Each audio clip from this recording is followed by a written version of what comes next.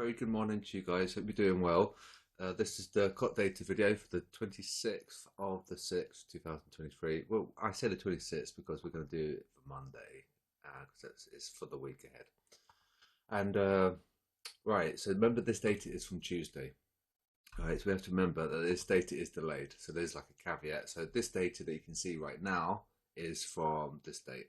So that's all we can do, is what we're allowed to see. But that's just the nature of the COT report. Okay, there is a delay from Tuesday close, and so we see a big move on the euro, and we are positive, but they are reducing their longs. Okay, and the dollar is stable, and inevitably we're going to get the euro USD sell because we're going to get an interchange of the two lines, and that will take a long time. Potentially could be 3-4 months before we get the sell. But you can see how with the euro USD buy, this is where we were at parity, and it's all gloom and doom for the euro, and the banks and institutions, they bought the euro against the USD, and we really pumped. So we're seeing a movement on that positioning now. So we're inevitably going to get the euro USD sell, but it's going to take a while. Okay, let's look at yen.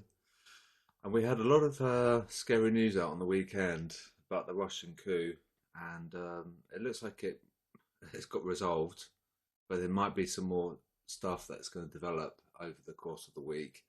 And I'm saying that because the safe havens are probably going to appreciate, things like the dollar and the yen and gold as well. Oil would also go a bit bonkers too, because they're using oil to fund the war effort. And if they're going to oust Putin, then there'll be a regime change, and oil prices will just go skyrocket probably, or it could dump. So it's very tricky, and it's like unprecedented, like a historical event that was unfolding over the weekend.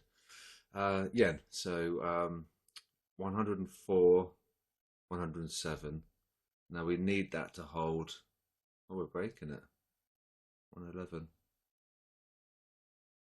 Doesn't look like we're breaking it, but according to that, 111.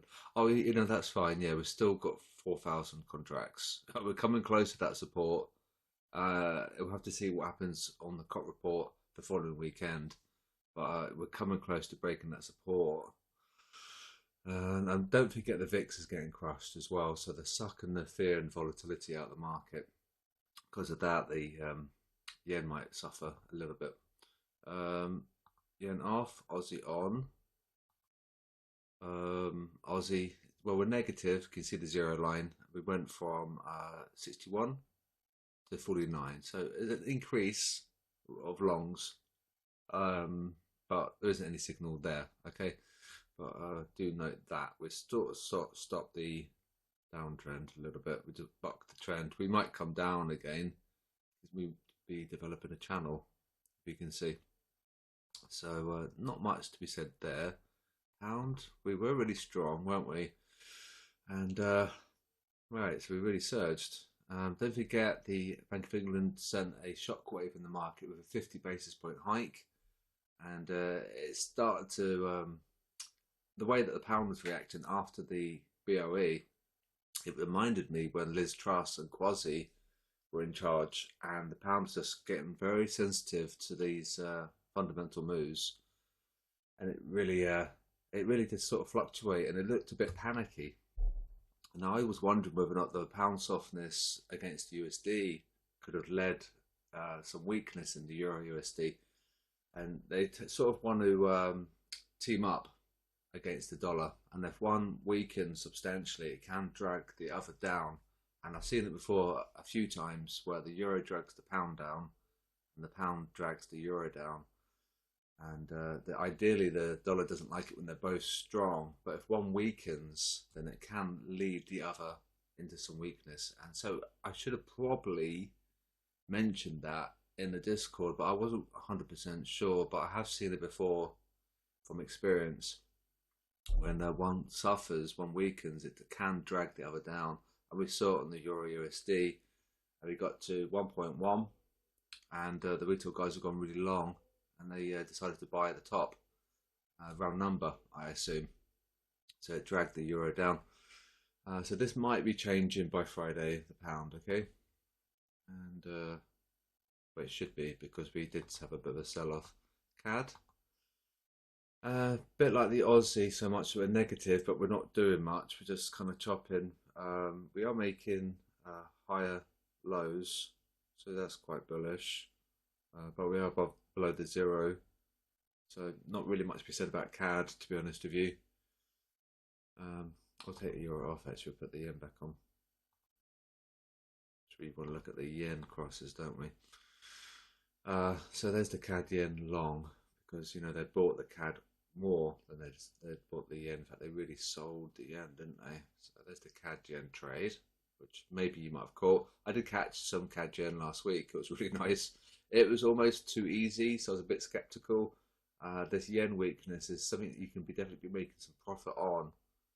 It's almost like too easy right now, so I'm a little bit skeptical about that. Gold, I guess, and yeah, so we've broken that. We might be holding that 160. Yeah, wow. Okay, 160281. Oh, just below, just below. So that's going to be an important level. We are positive, and we are slightly more positive than the week prior. Yeah, 162. So we are holding that support. It's by 2,000 contracts. So quite bullish. Bit strange, you know how it's, you know, the way that line chart's going, but we're sort of trending higher. You see, and it's quite tricky, isn't it? But maybe longs above here might be easier potentially. Then we can target this, can't we? And if we had a Russian coup, then this would probably really surge, and then would be coming up here. But it looks like it might have got resolved. They would have drawn their troops to avoid the bloodshed. Kiwi sideways, I guess. Yeah, just negative, back negative now. We had broken above, we're back below. Nothing to be said there. We were going to get the NU, New Zealand dollar, USD buy, but we didn't get the crossover, so that's fine. If we did, it would have been a buy, obviously, but we never did cross. And then we'll look at Swiss franc, and then that'll be it. And sideways. So just to say, the scores are going to get reset now, and this will all be reset. But do note the changing on the scores on the cross USD. Okay, so there's the euro, big mover, and the Kiwi and the Aussie against the USD. Okay, Euro Swiss was a big mover too. So I'm going to do the resetting now, and I'll speak to you guys on Tuesday because I've got Monday off. But I'll be doing the risk calculation tomorrow because I'm actually really curious about the shifting, and it should help you guys as well. So do note at the big picture with risk on, because there's 8 people trying to short the market indices versus the 1 person buying. So there's still lots of bears left in the equation, okay? And yen is looking bearish, and it looks like we've got some hustle down here where it could be the dollar. I think the dollar's there. Yeah, I'm not entirely sure what that is, but we've got yen weakness, and we've got a big hustle of the major currencies down there. All right, so I'll speak to you guys on Tuesday. Trade safely tomorrow because we've got the Russian thing that's ongoing, and I'll speak to you guys later.